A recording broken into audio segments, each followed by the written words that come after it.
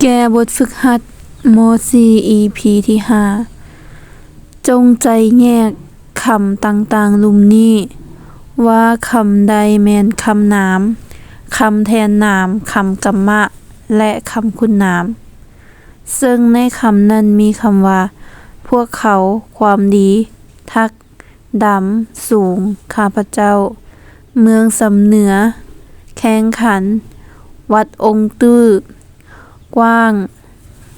เนาะอันนี้เป็นหัวบทสอบสิ่งนักเรียนเก่งชั้นม .4 ที่ว่าอาจารย์คัดมาได้เนาะแล้วก็เส้นเก่าเส้นเคยนะมื้อนี้มาพบกับอาจารย์ดวงมาลาทองสวรรค์คือเก่ามื้อนี้เฮามาแก้หัวบทสอบสิ่งนักเรียนเก่งชั้นม .4 ซึ่งว่าเป็น EP ที่5แล้วเนาะตัวนี้จะเป็นภาคทฤษฎีก็คือแม่นเกี่ยวกับคำเนาะหมายความว่าเพิ่นให้เฮาเลือกคำที่ว่าอยู่ในตัวหนังสือสีส้มที่อาจารย์หมายไว้นั่นนะให้มาเลือกใส่ว่าตัวใดเป็นคำนามตัวใดเป็นคำแทนนามตัวใดเป็นคำกรรมะและตัวใดเป็นคำคุณนามเนาะคือเก่าเนาะสำหรับผู้ใดที่ว่าสนใจอีบุ๊กของอาจารย์เนาะซึ่งตอนนี้ก็มีหัวบทสอบเส็งชั้นม .4 ม .7 ที่ว่าเป็นภาคแต่งในนั้นจะมีทั้งโครงห่างการแต่งและบทแต่งตัวจริงจากนั้นก็มีหัวบทสอบสิ่งนักเรียนเก่งชั้นม .4 ชั้นม .7 นับแต่ปีที่ผ่านมาเนาะคืนหลังเนาะซึ่งในนั้นจะมีทั้งภาคคำถามคำตอบมีทั้งทฤษฎีและกระบวนการแต่งจากนั้นก็มีอีบุ๊กอาการสร้างคำวลีประโยคและการแต่งหัดแต่งตัวนี้จะเป็นการรวบรวมเนาะบทเรียนต่างๆแบบสั้นๆแบบเข้าใจง่ายนอกจากนั้นก็ยังมีบทพรรณนาซึ่งถ้าว่าผู้ใดสนใจแม่นให้สามารถติดต่อได้ที่เบอร์โทรที่มันโชว์อยู่หน้าจอนี้ได้วันนี้เฮามานำเข้าสู่บทเรียนของเฮาเนาะเพิ่นว่าจงใจแยกคำต่างๆลุมนี้ว่าคำใดแม่นคำนามคำแทนนามคำกรรมะหรือคำคุณนามซึ่งก็มีอยู่ประมาณ2 4 5 6 7 8 9 10 11คำเพิ่นให้เฮาเลือกใส่เนาะว่าตัวใดแม่นคำตัวใดแต่ว่าก่อนที่เฮาจะมาเลือกได้นั้นเฮากลับมาหวนคืนทำความเข้าใจเกี่ยวกับ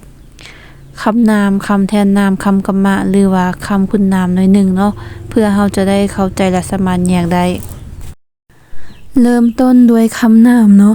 สำหรับคำนามนะแม่นชื่อเอิ้นของคนของสัตว์วัตถุสิ่งของ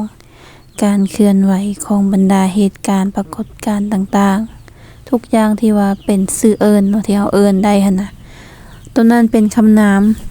วันนี้คำแทนนามแม่นคำที่ว่าแทนใส่ชื่อของคนสัตว์วัตถุสิ่งของต่างๆเพื่อบ่ให้เกิดการเอิ้นซ้ำกันเนาะ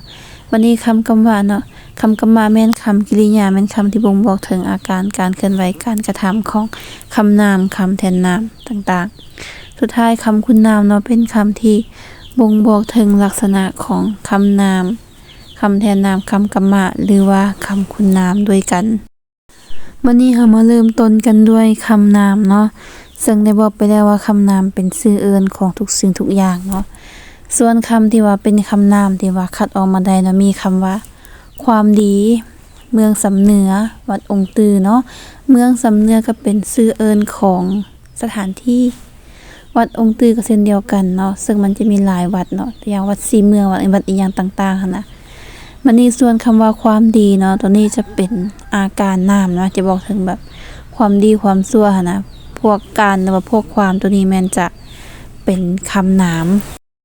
วันนี้ต่อไปเนาะมาคัดเลือกคำแทนนามเนาะสำหรับในประโยคดังกล่าวเนาะ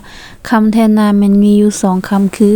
คำที่1แม่นข้าพเจ้าคำที่2แม่นพวกเขาเนาะข้าพเจ้าตัวอย่างว่าชื่อดวงเนาะเฮาก็บ่ต้องเอิ้นแทนชื่อตัวเองเนาะแทนใส่สรรพนามก็คือข้าพเจ้าวันนี้พวกเขาตัวอย่างว่า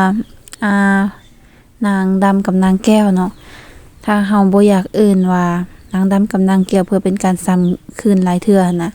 เฮาก็สามารถเอิ้นได้ว่าเป็นพวกเขาได้เพราะว่าอันนี้จะเป็นบุรุษที่3เนาะที่ว่าหมายถึงคนอื่นวันนี้ต่อไปแม่นคำกรรมะเนาะสำหรับคำกรรมะอยู่ในอันตัวเลือกให้มามันมีอยู่2คำก็คือคำว่าแข่งขันและคำว่าทักเนาะ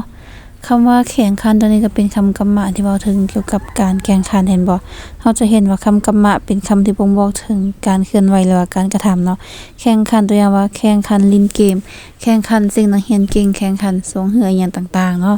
วันนี้คำที่สองคำว่าทักเนาะทักตัวนี้จะเป็นหมายถึงแบบทักเฮาเซลหันนะหรือว่าอีกอันหนึงก็คือเป็นการทักทายดังนั้นตัวนี้จึงเป็นคำกรรมะเช่นเดียวกันบัดนี้คำสุดท้ายเนาะคำคุณนามเนาะ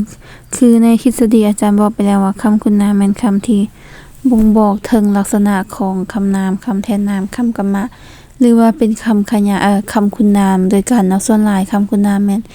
จะเห็นหน้าที่เป็นคำขยายให้กับพวกคำตัวนี้เนาะซึ่งคำคุณนามในบล็อกดังกล่าวที่ว่าเพิ่นให้มานะมีคำว่าสูงคำว่ากว้างคำว่าดำเนาะเห็นบ่